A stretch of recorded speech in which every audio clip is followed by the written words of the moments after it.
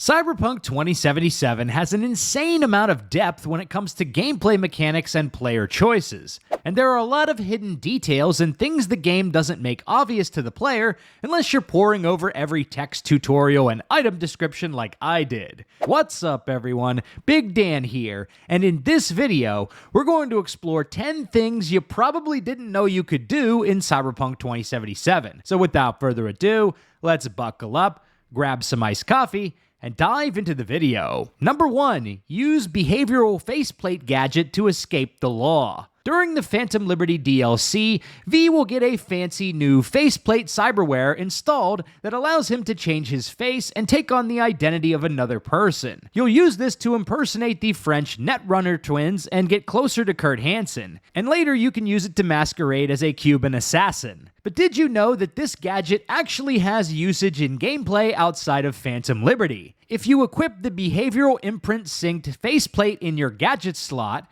you know, the slot you use for grenades, then you can actually activate the faceplate to instantly escape bounties with the NCPD.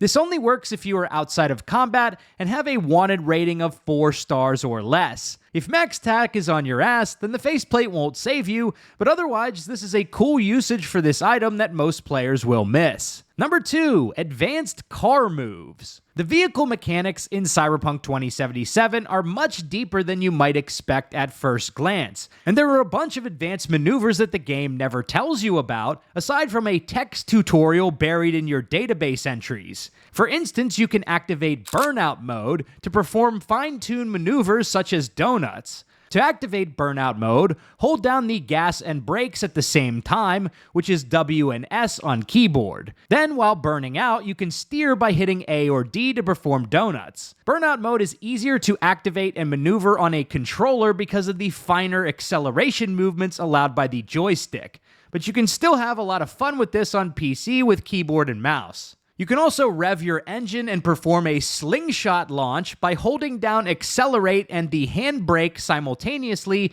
which is W and spacebar on PC. Then let go of spacebar to launch your vehicle forward. Motorcycles have some cool tricks you can perform by utilizing the lean mechanics. Hold down left control or left shift to lean on your bike. If you hold left control and W at the same time, you can lean back to perform a wheelie. To perform a reverse wheelie, hold down W and left shift, then hit the S key to lift your back tire. There are lots of awesome maneuvers you can pull off with vehicles in this game, and these features are all just hidden in obscure text tutorials that 99% of players never looked at, myself included until yesterday. Number 3, you can perform aerial takedowns on unaware enemies. If you're outside of combat, you can do aerial takedowns by jumping onto enemies from an elevated position. Simply jump from a location above your foe, and the takedown animation will automatically trigger as you're about to land on them. Previously, this was an unlockable ability called Hidden Dragon, which was in the Cool Tree, but after the 2.0 rework to the perks system, this ability is available to every character by default. But since the game never tells you about this, you may neglect this useful combat tool. One thing to be aware of is if you are already actively in combat with the enemies alerted to your position, then you will not be able to pull this off. But if the enemy is searching for you, or completely unaware of your presence, then feel free to drop in on them, so to speak. Number 4, perform a quick-draw attack with a sheathed katana. Sometimes you get caught off guard by enemies and need to get an attack off fast. Katana users have an advantage because you can perform a quick draw attack with a sheathed katana by holding down the attack button. In this case, your weapon will automatically come out and perform an attack. Some other weapons like SMGs will also do a quick fire attack from holster upon holding down the attack button, but most will require 2 button inputs to get going. One to unholster or unsheath the weapon, and another to make the attacker fire the gun. Number 5, access your stash from the trunk of your vehicle. V's apartment has a stash where you can drop off your gear and other items you can't fit into your inventory.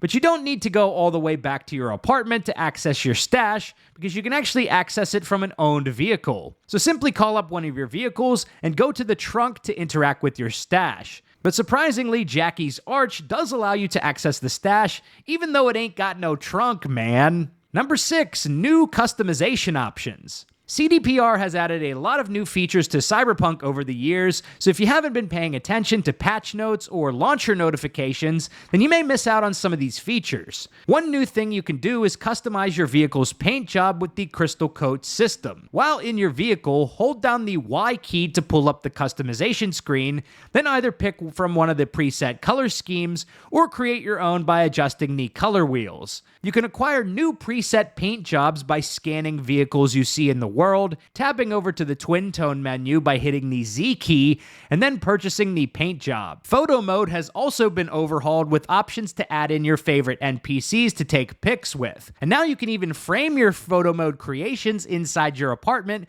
in any of the smart frames placed around your crib. Now you can finally build that shrine to our homie Jackie. Number 7, chaining together different movements. Once you get some perk point investment and top-tier cyberware like reinforced tendons, you can do a lot of really cool stuff with movement in this game. For instance, you can start chaining together different moves to bounce around Night City super fast, or even get the drop on your enemies. While exploring on foot, I like to chain together a dash into a double jump into an air dash to go flying around the streets like the Flash. You can also do things like a vehicle eject into a double jump into a quake slam, which was a move shown off in one of these Cyberpunk 2.0 trailers. So yeah, it's worth taking the time to peruse and master all the moves you can muster in Cyberpunk. Number 8, toggling objectives and locating shards in your journal. Some quests have more than one thing you need to do to progress, or optional objectives that can potentially be missed. One way to activate an optional objective is to open up your journal and then click on the secondary objective to toggle tracking for that specific thing. But if you press T on PC, you can actually instantly toggle between objectives and quests with secondary objectives. For quests that require you to read a specific shard to progress, you can actually locate the relevant shard instantly by heading into your journal, which is easier than sifting through every shard in your inventory. Number 9, save current radio station in game settings. For those of us who like listening to the radio, one frustrating thing is that the radio station doesn't always get saved whenever you reboot your game or load up a different save. However, there is a setting you can toggle on in the menu that will allow the game to remember which radio station you had on and boot up that station the next time you load up Cyberpunk 2077. This option is located in your settings under gameplay and save current radio station. Number 10, ricocheting bullets with power weapons. One feature that was shown off in some of the trailers before Cyberpunk launched, but not really shown off during the in-game tutorials, is the ability to ricochet bullets. If you're using a power weapon, you may notice this little red line appears when you aim down sights. This line shows the trajectory your bullet will ricochet. If you're going to actually make contact with an enemy, that enemy will be highlighted. This allows you to hit enemies even behind cover, and you get bonus damage if you have a ballistic coprocessor hand cyberware. While this is a cool feature, it's quite honestly not that practical, as it's just easier to shoot your enemies directly. But hey, it's something you can do if you want to. So there you have it. We've explored 10 hidden features and things you probably didn't know you could do in Cyberpunk 2077. Are there any other interesting things I didn't include in this video? Let me know in the comments below. If you like this video, be sure to subscribe to Big Dan Gaming for more Cyberpunk and RPG videos. Big shout out to all the channel members for supporting my content. Until next time, this has been Big Dan. I should go.